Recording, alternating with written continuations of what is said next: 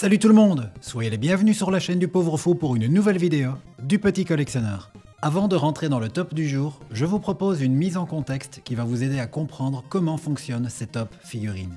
Cette vidéo d'introduction que vous regardez sera exactement la même pour chacune des vidéos top. Si vous connaissez, vous pouvez passer et aller directement au top du jour. Pour ça, j'ai mis les timers dans la description de la vidéo.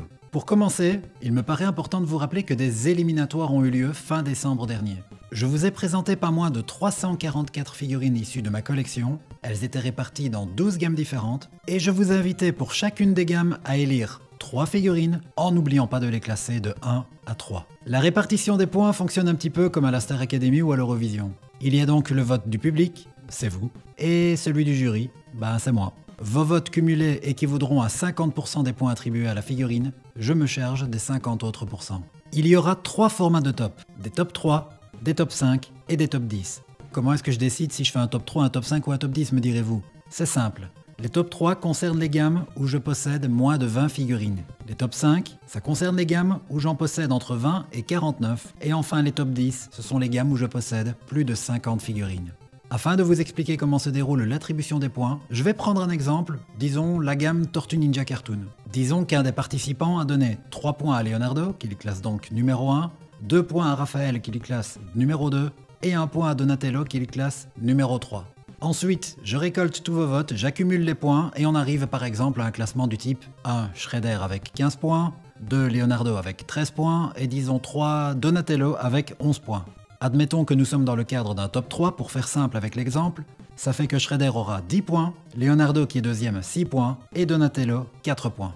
Comme je vous l'ai dit plus tôt dans la vidéo, j'interviens pour 50% des points, et disons que j'en attribue 10 à Splinter, 6 à Leonardo, et 4 à Michelangelo. Après, qu'est-ce que je fais? Eh bien tout simplement le cumul de vos votes et des miens, et dans ce cas-ci nous arriverions à Leonardo qui gagne avec 12 points, suivi de Shredder et Splinter avec chacun 10 points. Voilà pour l'exemple. C'est un exemple qui vaut pour un top 3. Si c'est un top 5, alors je vais reprendre forcément les 5 figurines qui ont obtenu le plus de points aussi bien chez vous que chez moi, et l'attribution est la suivante. 10 points pour le vainqueur, 8 points pour le deuxième, 6 points pour le troisième, 4 points pour le quatrième, et enfin 2 points pour le cinquième. Et comme vous le savez à présent, il y aura aussi des top 10, où là c'est très simple, je reprends donc forcément les 10 figurines ayant obtenu le plus de points dans vos votes, je ferai pareil de mon côté, et là on donne 10 points au vainqueur, 9 points au deuxième, etc. jusqu'à donner 1 point au dixième. Il y aura bien sûr de temps à autre des égalités, mais je vous expliquerai au sein de chaque vidéo, quand ça se produira, comment je m'y suis pris pour départager les figurines. J'en profite bien sûr au passage pour préciser que s'il y a des choses que vous ne comprenez pas, n'hésitez pas à me les demander dans les commentaires. Il y a donc en définitif 12 vidéos top qui vous sont présentées, une pour chaque gamme. Au sein des vidéos, je vous proposerai une présentation sommaire de chacune des figurines présentes dans le top. Ça fonctionnera un peu comme des sortes de mini-reviews où j'irai directement à l'essentiel, je me concentrerai sur les points forts des figurines. Bien sûr, il n'y aura pas qu'un caractère technique et émotionnel dans les présentations. Quand l'occasion se présentera, je vous ferai part de ce qui a motivé certains de mes choix, et je vous inviterai à faire vous de même dans les commentaires, pour peu bien sûr que vous vous reconnaissiez dans les choix des tops. Si ce ne sont pas des figurines pour lesquelles vous avez voté, je comprendrai que vous passiez votre tour. Un petit mot à présent sur le top 20, la grande finale. Ben oui, ces vidéos top ne sont pas des fins en soi. Tel que je l'avais exprimé dans la vidéo d'annonce de décembre dernier, l'objectif est d'élire parmi les 344 figurines de ma collection, la figurine ultime. Pour ce faire, les figurines les mieux classées de chacun des tops seront sélectionnées. Quand il s'agit d'un top 3, seule la gagnante sera sélectionnée. Quand il s'agit d'un top 5, les 2 meilleures figurines seront envoyées en finale. Et quand il s'agit d'un top 10, ce sont les 3 meilleures figurines qui seront sélectionnées pour la grande finale. Afin d'établir le top 20, je ferai bien sûr de nouveau appel à vous.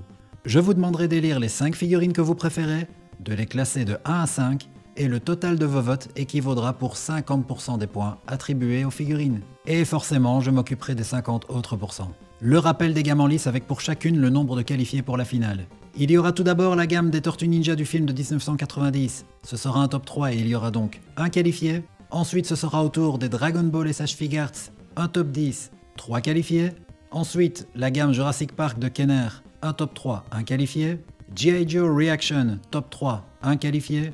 Les Sensei Amid Close, top 5, 2 qualifiés. Les Tortues Ninja Playmates des années 80, top 3, 1 qualifié. Ensuite vient la catégorie des gammes diverses avec un top 5 et donc 2 qualifiés. Je vous expliquerai au sein de sa propre vidéo pourquoi cette catégorie existe. Vient ensuite la gamme des maîtres de l'univers Revelation, top 3, 1 qualifié. Les G.I. Joe Hasbro des années 80, top 10, 3 qualifiés. La gamme NECA Movies, top 3, 1 qualifié. La gamme Captain Tsubasa de Great Toys, top 3, 1 qualifié. Et enfin, les Tortues Ninja du cartoon de 87, top 10, 3 qualifiés. Afin de conclure cette longue introduction, je vous propose le calendrier de publication de chacune des vidéos. Ça commence le mercredi 31 janvier avec les Tortues Ninja du film de 90. Le rythme sera assez soutenu. Ce sera une vidéo par semaine, mais pas pendant 12 semaines, mais pendant 14. Il y aura 2 breaks après chaque lot de 4 vidéos. Je vous précise déjà que le 8 mai, je publierai la vidéo d'annonce pour participer au top 20. S'en suivra un break de 3 semaines, le temps que vous me donniez d'une part vos votes et puis d'autre part le temps que je fasse les comptes et puis que je produise les vidéos forcément. Le top 20 sera quant à lui présenté en 4 vidéos. Ça démarrera le 29 mai pour se terminer le 19 juin. Et le 26 juin, ce sera la vidéo de conclusion. J'ai terminé, on peut à présent passer au top. Et je rappelle, si vous avez des questions, n'hésitez pas à les me trouver dans les commentaires, je me ferai un plaisir de vous éclairer. Dernière, vraiment toute dernière info, dans la description de la vidéo, vous trouverez le timer pour chacune des positions du top. Je vous remercie de m'avoir écouté, c'est parti pour le top du jour. From Playmates. Le passif de la gamme des Tortues Ninja Playmates sur ma chaîne, ça va être très vite fait car il n'existe qu'une seule vidéo et elle est assez récente. Je l'ai réalisée dans le cadre de la rubrique du petit collectionneur, c'était le LPC 11 consacré à la présentation du packaging des premières figurines de 1988 avec en l'occurrence Leonardo. Concernant mon vécu personnel avec la gamme, je ne pourrais pas tout vous raconter aujourd'hui car c'est intimement lié à mon vécu avec le dessin animé. L'un n'allait pas sans l'autre. D'ailleurs, j'ai découvert les deux plus ou moins en même temps, fin 89, début 90, alors que la Tortue Mania commençait à battre son plein également en Europe, et je ne sais plus dire lequel j'ai découvert en premier. Mais j'ai des souvenirs encore très frais et très concrets dans ma tête. Je me rappelle très bien la première fois que je suis entré dans un magasin, mais je me souviens plus du nom, j'ai vu des étalages remplis de Tortues Ninja. Et ce qui était cool, c'est qu'on était encore en plein dans la première vague. De ce fait, quasiment toutes les figurines étaient encore disponibles. Il y a juste Raphaël, je me souviens, j'ai mis un petit peu de temps avant de le trouver. Très vite, la gamme des TMNT Playmates est devenue la numéro 1 dans mon cœur, et j'ai eu la chance de pouvoir en collectionner pas mal. Je me suis procuré toute la vague 1, qui est donc composée forcément des Tortues, d'April, de Shredder, de Splinter, de Bebop et Rocksteady et d'un Foot Soldier. Mais ce qu'il y avait de génial avec cette gamme, c'est qu'il y avait également une pléthore de véhicules. Bon, je les ai pas eu tous, mais j'ai eu le Party Wagon, ainsi que le Knucklehead pour les Foot Soldiers. À partir de la vague 2, je n'ai pas pu acquérir tous les personnages. Ouais, il faut bien se dire qu'on n'avait pas des moyens illimités, et je continuais de jouer avec d'autres gammes en même temps. Je prenais les figurines que je voyais quand j'avais la chance de pouvoir me rendre dans un magasin de jouets, et j'ai eu Casey Jones, Krang, ainsi que Ace Duck. Pour ce qui est des véhicules par contre, ou je dirais plutôt des playsets en l'occurrence, j'ai eu le Graal, le repère des tortues, les égouts. Ça reste probablement le playset qui m'a le plus marqué dans ma vie de collectionneur. La vague 3 est la dernière que j'ai suivie. Il faut dire que la Turtlemania a commencé à s'estomper par la suite. J'ai pu choper Bonafrog, Mondo Gecko, Pizza Face et Mugman pour ce qui est des personnages, ainsi qu'un deuxième Graal, un deuxième playset, celui du Technodrome. La gamme des Tortues Ninja de Playmates restera à jamais avec les G.I. Joe de Hasbro et les Senseiya Close Series de Bandai, une des 3 gammes majeures qui a forgé mon enfance. Malheureusement, à la fin de mon enfance, j'ai dû me séparer de ma gamme de jouets Tortues Ninja. Il y a quelques années, j'ai entrepris de réacquérir l'essentiel, les figurines de la Wave 1, plus 2-3 autres. J'ai également eu la chance de pouvoir remettre la main sur les égouts ainsi que sur le Technodrome. Vous voyez là pendant que je parle, les 13 figurines qui ont fait partie des éliminatoires. On se retrouve dans un instant après une courte pause publicitaire dans mon studio, sous le format review, où je vous présenterai les 3 figurines qui ont été retenues pour le top 3 des Tortues Ninja Playmates. A tout de suite les amis.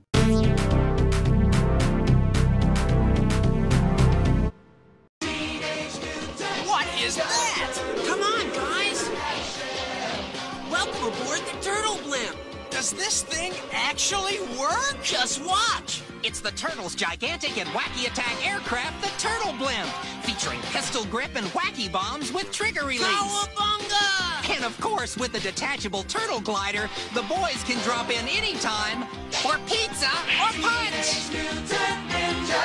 From Playmates.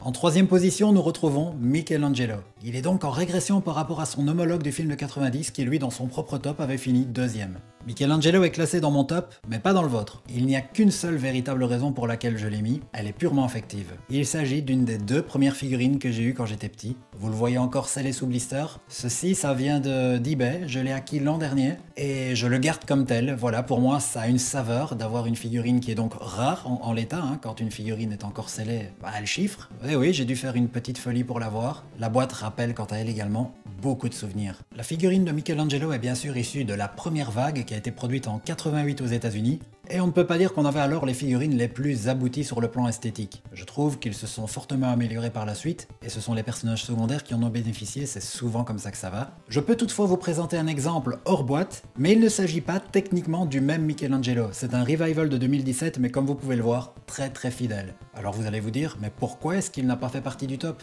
Parce qu'il est justement beaucoup trop fidèle. Je ne mets pas 2 figurines identiques en concours, j'ai préféré du coup privilégier la version en blister, sachant qu'elle comptait beaucoup plus pour moi. Afin de poursuivre la présentation de Michelangelo, je vais uniquement me servir de sa revival, comme ça elle n'est pas en boîte, vous la voyez en direct, si je puis dire ainsi, et comme ça je peux la manipuler un petit peu devant vous. La manipulation en main est plutôt agréable, les membres ne sont ni trop laxes ni trop rigides.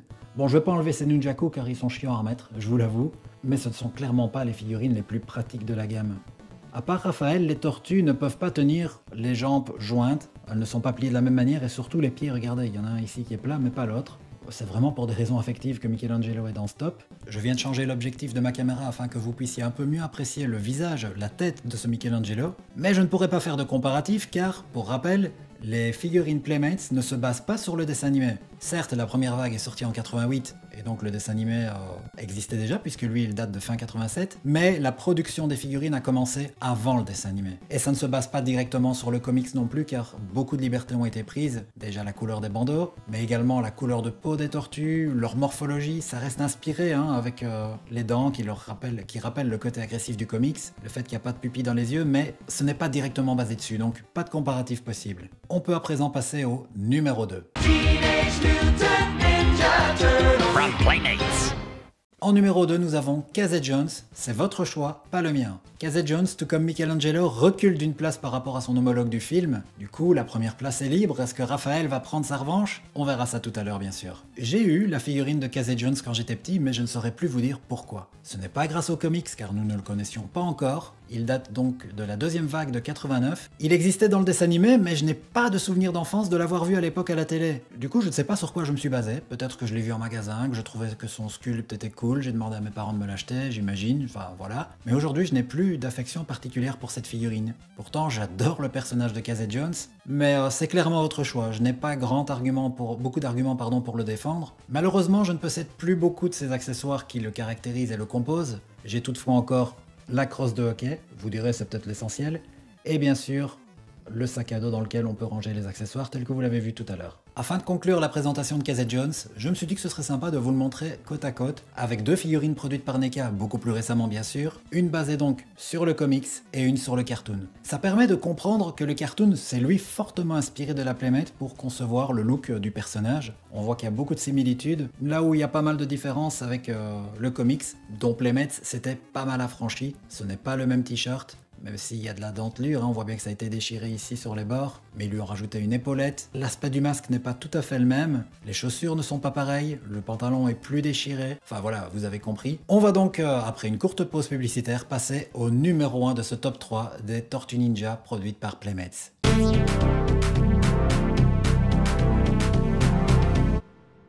Tortues Ninja, elles attaquent leurs adversaires comme des ninjas.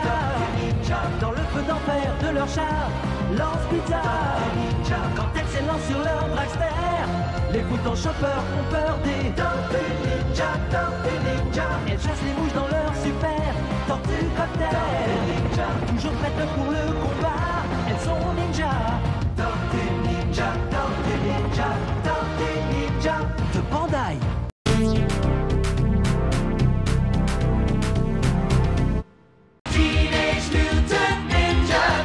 From Playmates.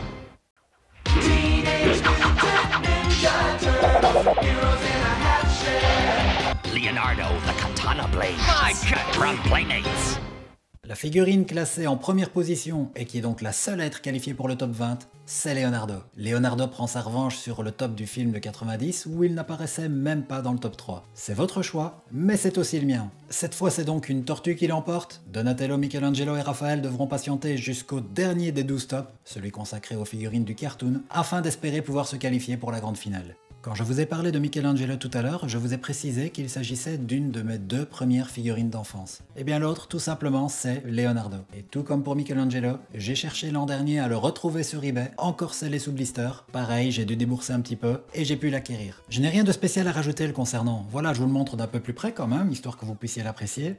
On le verra mieux comme ça car en réalité c'est une tortue qui lève la tête, voilà, il a été conçu ainsi. En somme, vous pouvez reprendre tout ce que j'ai dit dans la dernière partie de la présentation de Michelangelo, elle s'applique à Leonardo. Ce sont des tortues conçues exactement de la même manière. Puisqu'il s'agit d'un top 3, il n'y a qu'une seule figurine envoyée en finale, et il rejoint déjà 8 autres figurines. Nous sommes à la moitié au niveau des tops, mais vous ne connaissez que 9 des 11 qualifiés, voilà, j'ai découpé l'ordre des vidéos ainsi. On peut passer à la conclusion avec le détail des votes. Cette fois-ci, ça va être beaucoup plus simple et du coup beaucoup plus rapide à présenter que pour les autres gammes, il n'y a pas d'égalité. De votre côté, comme pour le film de 90, c'est Casey Jones qui l'emporte, et encore une fois avec une avance confortable, vous avez mis Casey Jones premier avec 17 points et Leonardo deuxième avec 12 points, Bebop arrive en 3e position. De mon côté, eh bien c'est Leonardo qui gagne avec 10 points, Michelangelo deuxième avec 6 points, et j'ai mis le Rat King 3e, mais si on fait le cumul, Leonardo arrive en tête avec 16 points, puis c'est Casey Jones 10 et Michelangelo 6 points. Afin de conclure la vidéo, je vais vous expliquer pourquoi j'ai mis Leonardo numéro 1 et non pas Michelangelo. Car ce sont 2 figurines qui ont connu exactement le même historique dans ma collection. Mais en réalité, j'ai toujours été plus fasciné par la couleur bleue de son bandeau que l'orange vif que vous voyez là pour Michelangelo. Et par ailleurs, il y a une petite anecdote assez amusante concernant Michelangelo. Je sais pas si j'étais daltonien quand j'étais petit, mais je cherchais dans les rayons Raphaël. Et dans la précipitation, j'ai vu donc Michelangelo sous le blister. J'ai pas fait gaffe aux armes, j'ai même pas fait gaffe au M écrit sur la ceinture. Ça m'a paru rouge-orangé, je n'avais pas vu encore les photos des figurines à l'arrière des blisters. J'ai été trop spontané, je l'ai pris, me disant c'est Raphaël. Donc à la base, désolé Michelangelo, je ne te voulais pas en premier lieu. Bien sûr, j'ai eu les 4 tortues par la suite. Mais voilà, c'est aussi un petit peu ça qui fait que je me suis dit que Leonardo est plus légitime à la première place car lui, vraiment, avec la beauté de la couleur bleue de son bandeau, il me le fallait. Cette vidéo est à présent terminée, je vous remercie bien sûr de l'avoir regardée. Je remercie également tous ceux qui ont participé à ce top des Tortues Ninja Playmates. La semaine prochaine, on se retrouve pour les gammes diverses. C'est un peu spécial, je vous expliquerai bien sûr au sein de cette review là pourquoi les gammes diverses, comment est-ce que j'ai composé ça. Si vous avez des questions, n'hésitez pas dans les commentaires. Dites-moi vous, pour les Tortues Ninja, quel aurait été votre choix si vous n'avez pas pu participer au top en décembre dernier. Si vous y avez participé, est-ce que vous vous reconnaissez dans ces choix? Je vous donne rendez-vous donc mercredi prochain. Portez-vous bien, ciao les amis.